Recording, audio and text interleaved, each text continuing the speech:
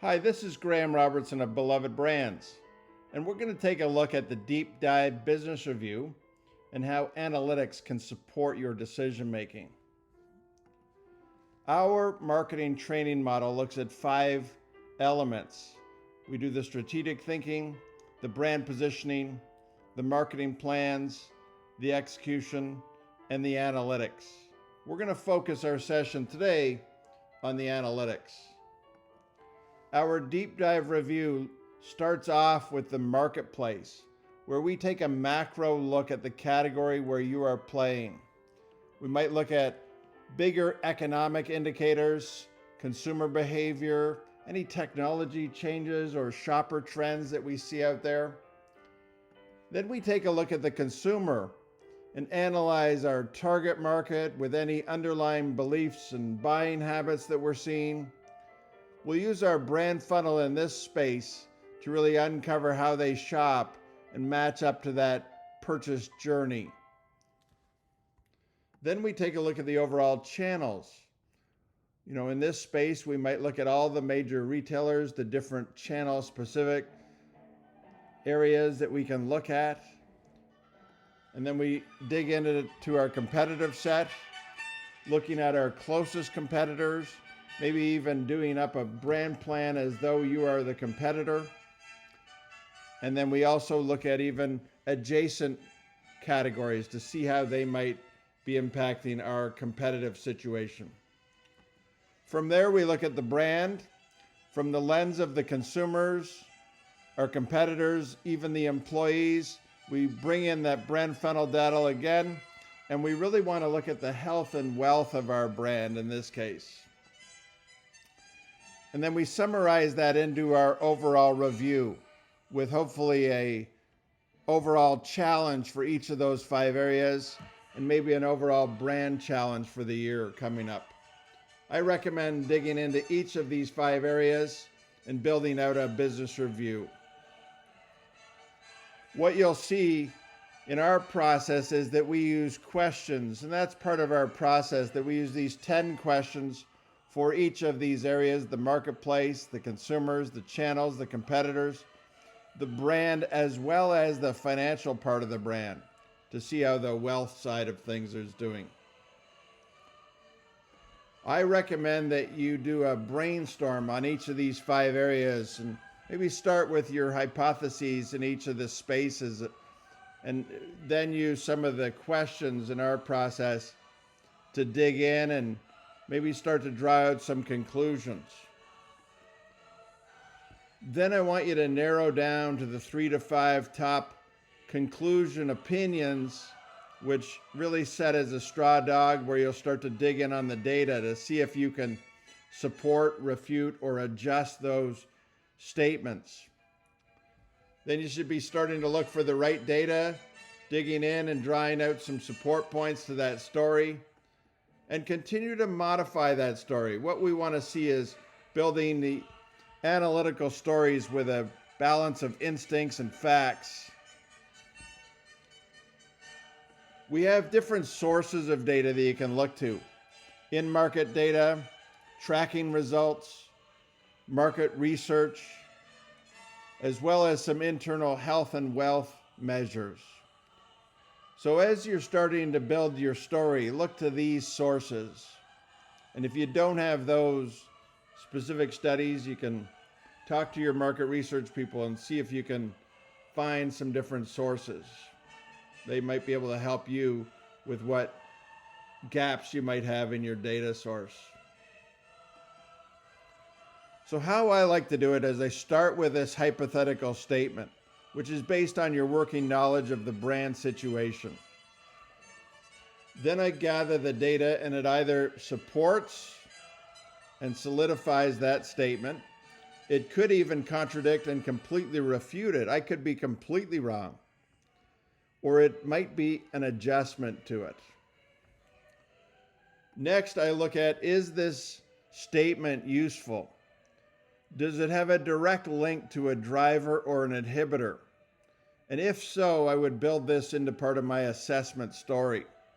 If it's interesting but no direct link yet, I might file it away, maybe keep an eye on it. And if it leads you into a new direction, let it do that. I like to use a series of so what type questions. So what does this mean? So what does this mean? Which forces you to keep digging, and maybe you even change and draw out a new conclusion statement. So that's part of the process. If we come back to those 10 questions, this is the rough work that I might do, and no one else might see it, but I start to use these 10 questions to draw out some statements, some hypotheses. And I take those hypotheses and I start to narrow down to the 3 conclusion statements about, in this case, this is the consumer statements. I try to get to the best 3, the biggest, most impactful 3 statements. And from there, I draw out a conclusion statement for the given section. In this case, it's the consumers. I would build my analytical charts to support these 3 statements. So here's 3 charts that draws that each of the conclusionary statements. How I like to think of these pages is, I do this kind of thinking. If I was on a 76th floor elevator ride with my boss, what 10 things would I tell them? Well, that's too many. So what happens if I was on a 7th floor elevator ride? What 3 things would I tell them? And then we get out of the elevator and the boss says, so what does this mean? And that's my conclusion statement. So forget the elevator ride for a second. Let's draw out and build our story in the analytics with this kind of process in mind. I'm going to start with the conclusion statement and follow it with the 3 bullet points. The remaining 7 things are too many to tell, and some of these things aren't big enough, so maybe I'll just keep an eye on those. Maybe I'll file them away, keep an eye out to see if they change throughout the year. I always say, don't tell your boss anything obvious that they already know. Don't bore your boss. Try to surprise them with some data secrets that you've found that you need to make sure your boss knows. Find a major challenge, a data break, something that has movement. And what we also want to look at is narrowing down these bullet points to build out a story. I'm a big fan of lists of 3s. And so how I would build out my slides is I would have my conclusion statement up at the top, my best 3 bullet points.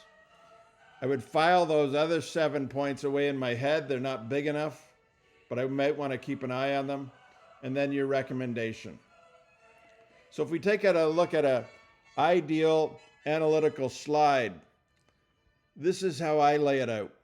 At the top, I've got my hypothesis backed now by some data and fact that turns it into an analytical conclusion. I've got some visual and bullet point stories to showcase how that analytical conclusion comes to life. And then I look at so what does this mean down there at the bottom with a recommendation? In this case, I want to keep looking at trial because I'm starting to see that really there's a connection with great taste and conversion to purchase. So that's a good thing. I always say never write an analytical slide without, or any analysis without a recommendation. I want you to be the owner of that data. If you know the numbers so well, why let someone else misdiagnose it? You got to own it and tell what it means. So if we look at transforming data into insight, obviously you start with this cluttered mess of all the data you have. You might start to sort through it. You might start to arrange it where you can start to see what is happening. But this is really where it comes to life, is where you start to turn it into a narrative. And now you can actually talk about the conclusions and recommendations based on what we're seeing in the marketplace. Let me show you an example of the process looking at one of the 5 sections. In this case, I'm going to use the brand side of things. So let's dig in and understand that brand. I'm going to go through each of the 10 questions with some tools that you'll see of what I use to support some of these questions. So in terms of the brand, what's the main benefit you can win with? What's the most ownable, unique, and motivating to consumers? How far can your brand stretch? I might start with my brand assets, start to see where there's a good match and a bad match. We could see that, there's some rise to the occasion and others for various reasons. Either it's not as motivating to consumers or it's not as ownable for us as a brand.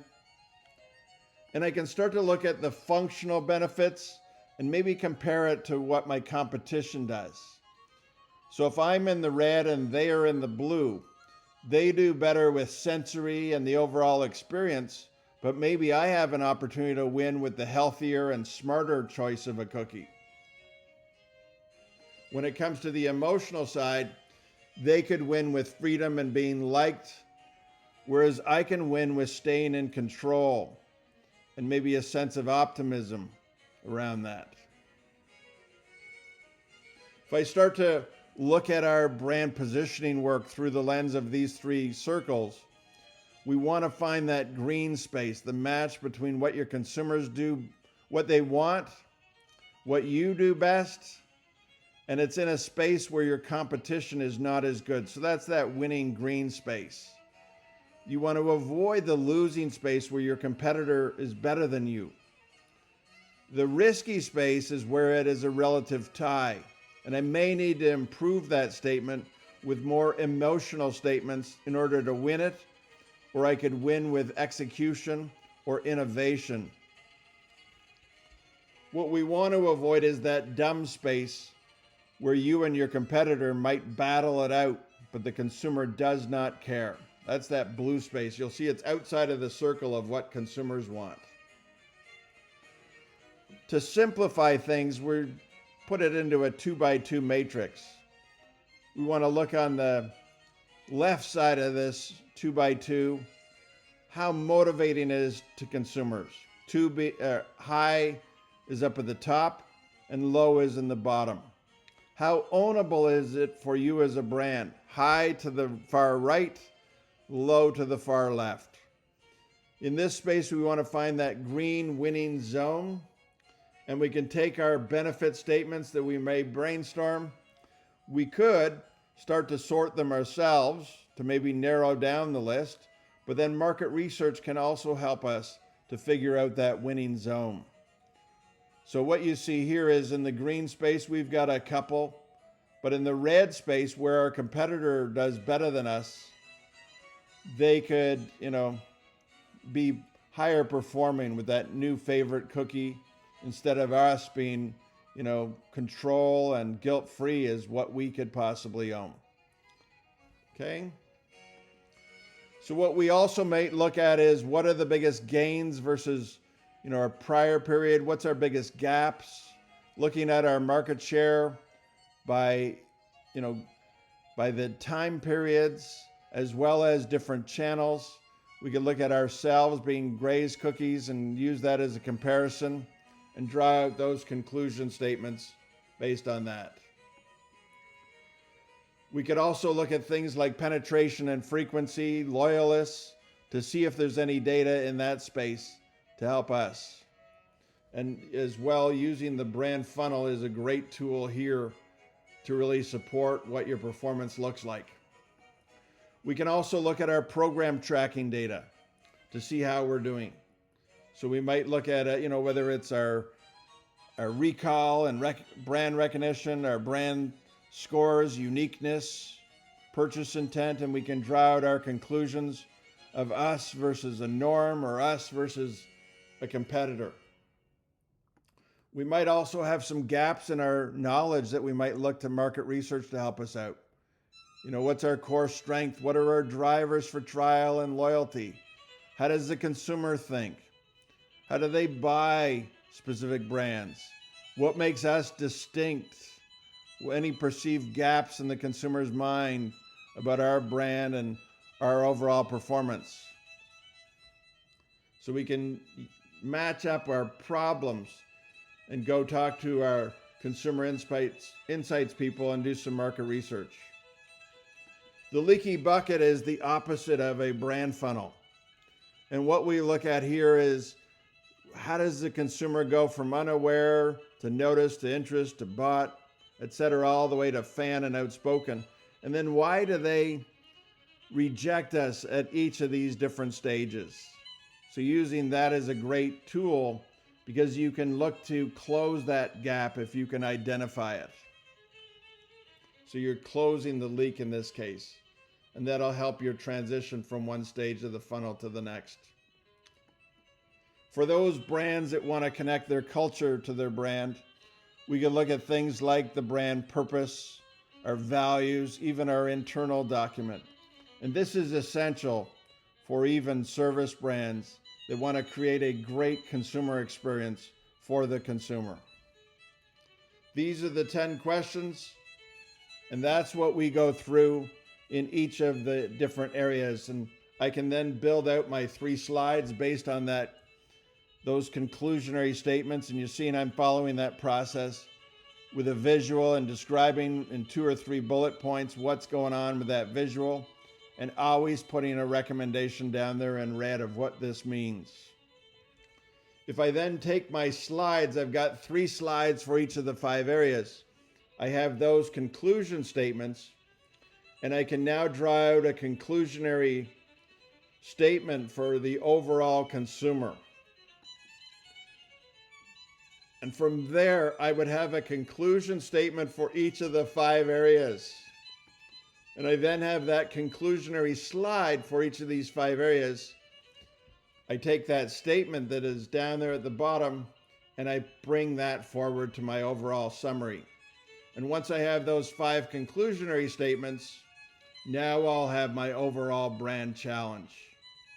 And that's the major issue that I have to solve through strategic planning. And that's what the overall summary page would look like. So I've got a statement for each of the 5 areas and that major statement. This might be a summary tool that I use. It's not very presentable given that it's got a lot of detail, but it might allow me to go through the planning process a little easier with 1 slide rather than 20 slides. And that is a tool that I might keep referring to as I go through my planning process. I can also use this type of a document as my transition from the analytics into the planning. And so we've got, what are the top 3 drivers, the growth drivers that are happening in the business now? What are the top 3 inhibitors? What's holding us back? And then we've got opportunities and threats which are in the future. And based on that, I can take this analytics into a planning process. And while we've shown you the structure of an overall deep dive review, I recommend doing those once a year, but I recommend doing a monthly report that matches that review.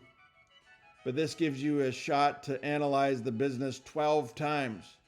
And really, it's an indication of you've given the plan, you're managing the business, and you're telling how well you're doing. What we look at is 2 different spaces here. We look at the consumption side of things, which is the in-market performance. So in our case, we want to draw out that 1-line slide, what's happening in the marketplace. We may look at whatever our core measure is, whether it's dollars, tonnage, or usage, unit share. We might look at a 4-week, 12-week, and a year-to-date basis. And then we might want to assess how is our brand doing versus last year, prior periods, versus the category, versus goals. How's the competition doing? Any trends that we see with them? And then I want to get back to this top 3 drivers and top 3 inhibitors and bring that into the monthly performance report. And so if we take a look at all of these questions, it looks quite daunting, but it gets even more daunting when I have to bring it into a half-page document, because the other half is going to be my sales side of things. So in this case, I've got that all of those questions answered within that paragraph, very tightly written. And so it's not the prettiest of writing, but it is the most effective writing. And if everyone in your business writes in a similar way, you'll all get used to reading this type of fast analytics. And what we've got there is a chart that looks at the latest 4 weeks, latest 12 weeks, and a year-to-date basis. And we've got our drivers and inhibitors. And now I want to look at what's happening on the sales side of things. So while that was the consumption of what's happening in the marketplace, now I want to look at what's happening and bounces back to the company and how we can get our performance results from this, our sales and profitability. So I'm going to have one line that captures what's happening on the brand, just as I did on the consumption side of things. And then we're going to look at our overall sales for the month and how it impacts the year-end forecast. Any sales by key accounts or different product SKUs. And then again, the drivers and inhibitors, top 3 of each. And you'll see that I'm able to bring that into a half page, very tightly written statement again with all that information answered, as well as shown in the charts. And that allows me to put it down into one page. And so by doing a deep dive business review, you'll get better at the overall analytics. But if you do 12 different reports, imagine how good you'll be at writing these analytical statements within the next 10 years of your career. So let's talk about the overall principles of analytics. I want you to start with a hypothesis. It's based on your working knowledge of running the brand on a day-to-day basis. Gather the most relevant information and data that can really solidify or alter or even refute your hypothesis. Then build the argument with multiple sources, either different sources of data or different time sources as well, rather than just one data point, which is always scary to build a trend around one data point. So always be careful to make sure, if you see a big spike, make sure you alert everyone to know that it's one spike and it's worthy of keeping an eye on it. I'm a big believer in comparisons, that they beat absolutes. Absolute numbers are meaningless without context, and I'd like a comparison to the norms, prior periods, or competitors. I'm looking for data breaks, a change in the data that's going to be able to tell the story. And I can build the story around that break and then match up those facts to solidify my working opinion, and then build out that story into an analytics chart that I showed you earlier, with the overall conclusion, our support visuals, our explanation points, and that recommendation. I've got to see that. So thank you for your time. And all of this information is part of our overall Beloved Brands book, which goes into all the analytics, the strategy, the planning, the positioning, and the execution. So thank you for your time, and best of luck in your career.